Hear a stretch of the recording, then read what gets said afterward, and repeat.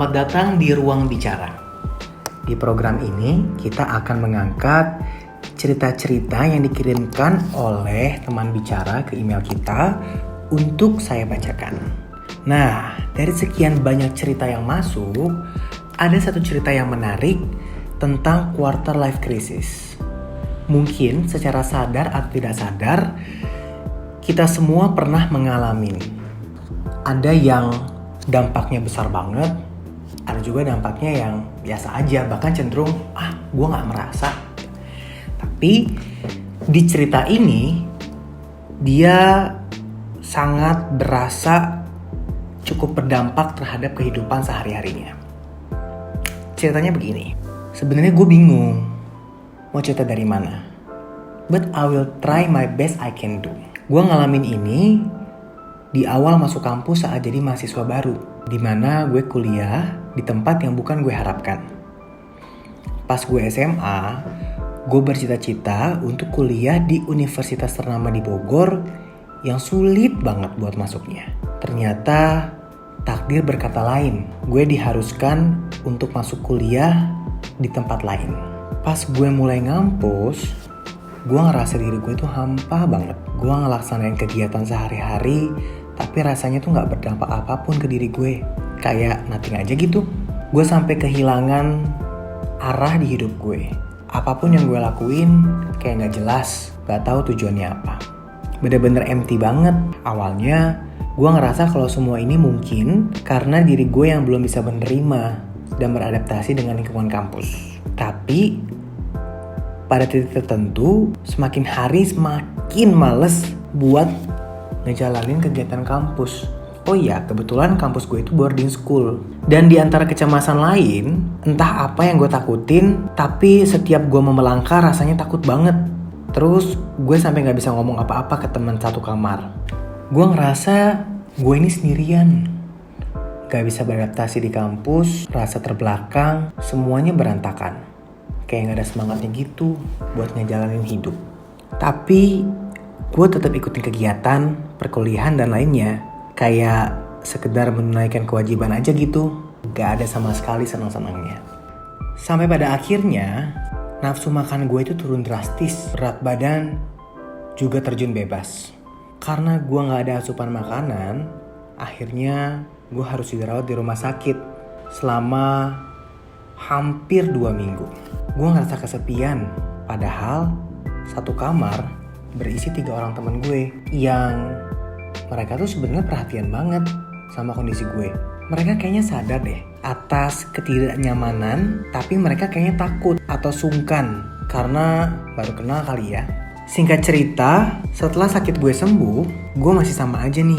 Masih tertutup, masih ngerasa malas buat menjalankan aktivitas sehari-hari.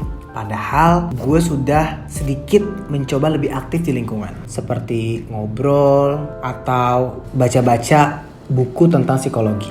Akhirnya setelah gue banyak baca dan gue banyak riset, ternyata gue ngalamin quarter life crisis. Dari situ gue memulai sebuah langkah yang baru. Menyadari bahwa hal ini tuh wajar dan pasti ada akhirnya. Dari situ juga gue mulai berbenah diri dan lebih mengenal diri gue secara psikologis.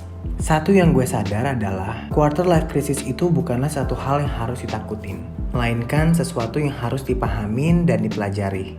Quarter life crisis itu seperti alarm tanda bahwa kita sudah dewasa.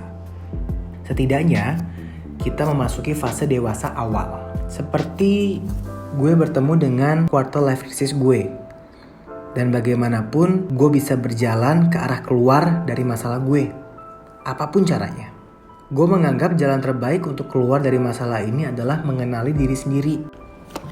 Oke, dari cerita tadi kita bisa menarik kesimpulan bahwa dia tidak menyukai apa yang dia jalankan. Dia pengen kuliah di kampus A, tapi ternyata keterimanya di kampus B. Sehingga dia tidak bisa menjalaninya dengan baik.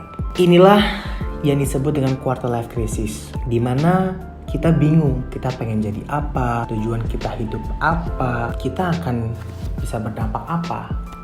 Karena, coba deh teman-teman, Sedikit kita flashback. Waktu kita masih kecil, kita dituntut untuk selalu ranking 1. Kita dituntut untuk bisa segalanya. Kita harus maksimal di semuanya. Mungkin ada beberapa orang tua yang sudah mengkelompokkan anaknya sesuai dengan passionnya. Tapi pada umumnya orang tua pengen semua anaknya itu bisa semua. Hingga pada akhirnya ketika dia memasuki usia seperempat awal, dia bingung dia mau jadi apa. Dia bingung dia harus kemana. Itulah yang disebut dengan quarter life crisis. Sekarang aku pengen tanya, seberapa besar kalian mengenal diri kalian sendiri? Seberapa besar kalian tahu tujuan hidup kalian tuh apa? Kebanyakan di usia quarter life crisis ini mereka tidak tahu mau jadi apa. Mereka nggak tahu mau kemana. Karena kalau bukan diri kita, siapa lagi yang menyayangi diri kita? Ya kita aja yang punya badan kita kok nggak sayang sama diri sendiri. Itulah kita jadi sering rapuh, kita sering galau, kita sering bimbang karena diri kita aja nggak yakin sama diri kita sendiri.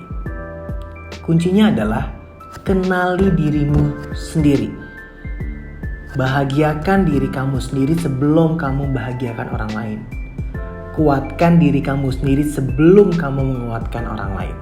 Dengan itu, kamu akan lebih mudah untuk melewati quarter life crisis. Nggak mudah memang, tapi pasti bisa dan ada ujungnya. Ya, itu tadi cerita dari teman bicara tentang quarter life crisis. Jadi buat kamu yang mau mengirimkan cerita juga, bisa ngirim email ke joinbicara@gmail.com dengan subjek ruang bicara. Siapa tahu cerita kamu bisa jadi inspirasi untuk orang lain. Saya Rana Rendra pamit, sampai jumpa di episode selanjutnya.